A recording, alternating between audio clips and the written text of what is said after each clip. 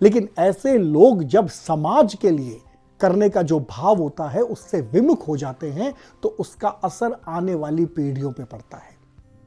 बुलावे, जैसा कि मैंने पहले कहा, हम ऐसा कर सकते हैं, हम वैसा कर सकते हैं, हम ये कर सकते हैं, हम वो कर सकते हैं, सोच तो बहुत थे, लेकिन उसको प्रैक्टिकली आजमाइश में डालना आपको आया नहीं या आपने डाला नहीं और आपने सिर्फ किले बनाने शुरू किए।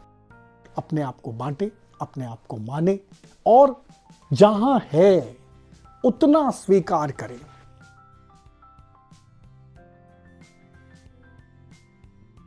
हम रोज खुद को धोखा दे रहे हैं। जी हां, अपने आप को हम धोखा दे रहे हैं और इस मुगालते में है कि इसका किसी को पता नहीं चल रहा। अब आप कहेंगे कि धोखा कैसे दे रहे और हम खुद को ही धोखा क्यों दे रहे? तो इसकी सबसे बड़ी वजह यह है मित्रों कि हम मानते जितना है उतना जानते नहीं हैं और जितना जानते हैं उतना मानते नहीं हैं। अगर ये संतुलन हो जाए कि हम माने उतना जाने, जितना जाने उसे माने, तो बहुत सारी चीज़ें हमारे ग्रिप में रहेगी। ये नहीं रहती है और हम भुलावे में रहते हैं, हम मुगालते में रहते हैं, हम भ्रम में रहते हैं। और आज की जो ये कड़ी है ना, आस्तिक न नास्तिक बने वास्तविक, इसमें हम चर्चा ही इस बात पे करेंगे कि अगर आपने अपने आप को धोखे से निकाल लिया, अपने भ्रम से निकाल लिया, अपने मुगालते से निकाल लिया, अपने भुलावे से निकाल लिया, तो आप कितनी बड़ी नेमत को प्राप्त कर सकते हैं। जनरली हम कहते हैं कि अगर हम सफल हो जाते हैं तो उसमें हमारी सब चीज़ें होती हैं, हम इतराने लगते हैं, हम ये कहने लग जाते हैं कि ये तो हमारी वजह से है। और जैसे ही हम असफल होते हैं हम दूसरों को दोष देना शुरू कर देते हैं। बचपन में हम कहीं गिर भी जाते थे तो हम दूसरों पे आरोप लगाते थे, इसकी वजह से गिर गए, ऐसा हो गया, इसके बाद में ये हो गया। आप क्यों करते हैं?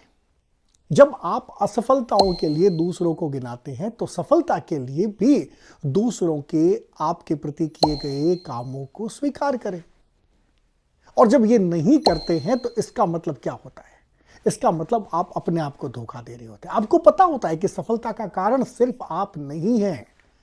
वैसे ही जैसे आपको लगता है कि असफलता की वजह बहुत सारे दूसरे लोग थे और हम उनको ही दोषी ठहराना शुरू कर देते हैं, तो उन लोगों के लिए कृतज्ञता क्यों नहीं ज्ञापित करते जो आपकी सफलता के कारण बने? अगर हम इतना भर कर दें, हमारे जीवन में जो लोग हमारे लिए अच्छा कर रहे हैं उनके प्रति आभार व्यक्त करना शुरू कर दें, धन्यवाद देना शुरू कर दें, तो न सिर्फ आपका कद बढ़ेगा बल्कि सामने वाला भी इस बात के लिए तैयार होगा कि मुझे और लोगों के लिए करना है। मित्रों, आपका एक कृतज्ञता ज्ञापन किसी के लिए एक बड़ा वरदान बन सकता है, क्योंकि आप अगर किसी को सराहेंगे, आप किसी को धन्यवाद करेंगे, आप किसी के प्रति आभार ज्ञापित करेंगे, तो वो और किसी के प्रति करेगा। और आपने अगर किसी के प्रति ऐसा नहीं किया, किसी के किए हुए को नहीं माना, तो फिर उसके मन में कहीं ना कहीं एक ऐसी बात आ जाएगी, एक फांस आ जाएगी कि क्यों तो मुझे दुनिया के लिए करना। और शायद ये बहुत बड़ा नुकसान होगा, ये बहुत बड़ा घाटा होगा, ये बहुत बड़ी हानि होगी उस समाज के लिए जिस समाज को ऐसे लोगों की जरूरत है जिन्हें सराहना करनी आती है। तो मित्रों, सबसे पहले तो आप ये कोशिश करें, ये सोचें कि अपने आप को कहां आप अपने आप को मानते हैं। पहले ये तय कर लें और अपने आप को मानना शुरू करें। जो मानते हैं उसको जानें कि यस, इतना मैंने अपने आप को माना है और मैं इतना कर भी सकता हूं। वरना क्या होता है कि बहुत सारे बुलावे, जैसा कि मैंने पहले कहा, हम ऐसा कर सकते हैं, हम वैसा कर सकते हैं, हम ये कर सकते हैं, हम वो कर सकते हैं, सोच तो बहुत थे, लेकिन उसको प्रैक्टिकली आजमाइश में डालना आपको आया नहीं या आपने डाला नहीं और आपने सिर्फ किले बनाने शुरू किए। मित्रों, शिखर मिले चाहे रसातल, आपको सबसे पहले तो सहज रहना आना चाहिए। अगर आपने सहज रहना सीख लिया, वही बात मैं कह रहा हूं, अगर आपने सहज रहना सीख लिया तो जिंदगी की उस नेमत को पालेंगे जहां से आपको विचलन नहीं आएगा। जिंदगी में कभी कुछ बराबर नहीं रहता। जैसा मैंने पहले कहा, कभी आपको शिखर मिल सकता है। अगर आपको जब शिखर मिल रहा है तो आप उन लोगों के प्रति कृतज्ञता ज्ञापित करें जिन लोगों की वजह से आप शिखर पर हैं। उस अंतिम व्यक्ति के प्रति भी कृतज्ञता ज्ञापित करें जो आपके साथ रेस में था, हार गया, लेकिन अगर वो नहीं होता तो शायद आपके अंदर जीतने का जज्बा वैसा नहीं होता। स्थितियां उलट हो सकती है। और अगर आप रसातल में हैं, अगर आप गिर गए हैं, पड़ गए हैं, खत्म तो नहीं हुए ना, तो फिर आपको कोशिश करनी पड़ेगी आपको आगे बढ़ने की, फिर से उठने की। और उस वक्त आपने उनको दोष देना शुरू कर दिया जो लोग आपके साथ थे, साथ खड़े हैं, तो ये दुखद होगा, अफसोसनाक होगा। और सबसे बड़ी बात जहां पे मैं आपको बार बार ले जाने की कोशिश कर रहा हूं, आप भी वहां से कटने लगेंगे उन सब परिस्थितियों से जिस रास्तों से होकर के आपको सफलता मिल सकती है। अपने आप को बांटे, अपने आप को माने और जहां है उतना स्वीकार करें। अगर आप धोखे में रहना चाहते हैं तो आप अपने लिए बड़े बड़े किलेबंदी बनाएं, आप अपने लिए बड़े बड़े सोपान रच दें। आप जो हैं उसको मानने की बजाय ये कहें कि नहीं, मैं उससे आगे की चीज हूं। कोई आपको मना नहीं करने वाला है।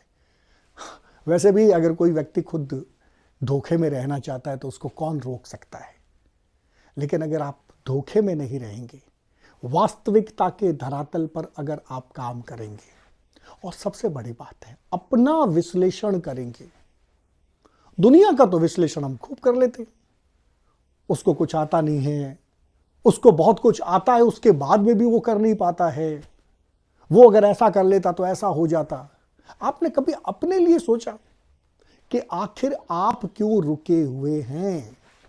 आप इसलिए रुके हुए हैं कि आप धोखे में हैं। आप इसलिए रुके हुए हैं कि आपके अंदर एक अजीब तरह का विश्वास है कि मैं तो एक हाथ फैलाऊंगा और सब चीजें मेरी ग्रिप में आ जाएगी। मित्रों, ऐसा होता नहीं है।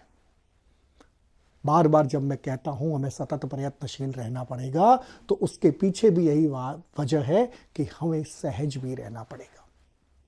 सारी परिस्थितियों से मुक्त होकर के अगर आप ये तय कर लेते हैं कि असफलता मिले, सफलता मिले, ऊंच मिले, नीच मिले, शिखर मिले, पाताल मिले, लेकिन मुझे मेरी सहजता को नहीं छोड़ना है और उन लोगों को कभी नहीं छोड़ना है जो मेरे साथ मेरी हार पे भी खड़े थे और मेरी जीत पर भी करतल ध्वनियां कर रहे थे, ताली बजा रहे थे। ऐसे लोगों से अगर आप टूट जाते हैं तो फिर ये टूटन समाज की होती है, क्योंकि आप तो अपनी प्रवृत्ति की वजह से ऐसे लोगों को त्यागते हैं। लेकिन ऐसे लोग जब समाज के लिए करने का जो भाव होता है उससे विमुख हो जाते हैं तो उसका असर आने वाली पीढ़ियों पे पड़ता है। तो मित्रों, ऐसे लोगों को माने और ऐसे लोगों की शनाख्त करवाएं, ऐसे लोगों को रिकॉग्नाइज करें जो आपके साथ दुख सुख हानि लाभ नुकसान घाटा कोई भी परिस्थिति है उसमें आपके साथ खड़े हैं। ऐसे ही लोग समाज में बड़े लोग बनाते हैं। ऐसे ही लोग हीरे तलाशते हैं और हीरे तराशते भी हैं। तो मित्रों, आज की हमारी बात का जो मंतव्य है वो इस बात का है कि खुद को जाने, खुद को माने, अपना वजूद स्वीकार कर ले। वजूद का मतलब बहुत बड़ा होना नहीं है, लेकिन आप जहां पर हैं वहां पर अगर कुछ कर सकते हैं तब भी आपका वजूद है, आपका अस्तित्व। कोई जरूरी नहीं है कि आपके पास बहुत सारी चीजें हो, एक बहुत बड़ी पृष्ठभूमि हो, आपकी बहुत सारा पैसा हो, कोई बहुत बड़ा एम्पायर हो, कोई बहुत बड़ी पद या प्रतिष्ठा हो, तब ही आपका वजूद बनता है। आपके अविचल रहने से आपका वजूद बनता है। अगर आप जहां हैं वहां अडिग हैं, अविचल हैं और सबसे बड़ी बात है सहज हैं, तब भी आपका वजूद बनेगा। वजूद बनाएं और वजूद को लेकर के किसी भी तरह के बुलावे में ना रहें, कोई धोखे में मत रहें, न खुद को धोखा दें न किसी को धोखा दें। हम बहुत सारी बार अपने आप को धोखा देते हैं। इस तरह की प्रवृत्तियों से, मनोवृत्तियों से, स्थितियों से बचें जिसमें आप अपने ही अंदर एक अहंकार का कारण बनते हैं। अहंकार से मुक्त होकर के सहज जीवन जिए और फिर आपको लगेगा कि वास्तव में आपने वो पा लिया है जिसको वजूद कहते हैं। आस्तिक न नास्तिक बने वास्तविक। इस कड़ी में हम 26वें सोपान पर हैं। लगातार हम आपसे बात कर रहे हैं, बात करते रहेंगे।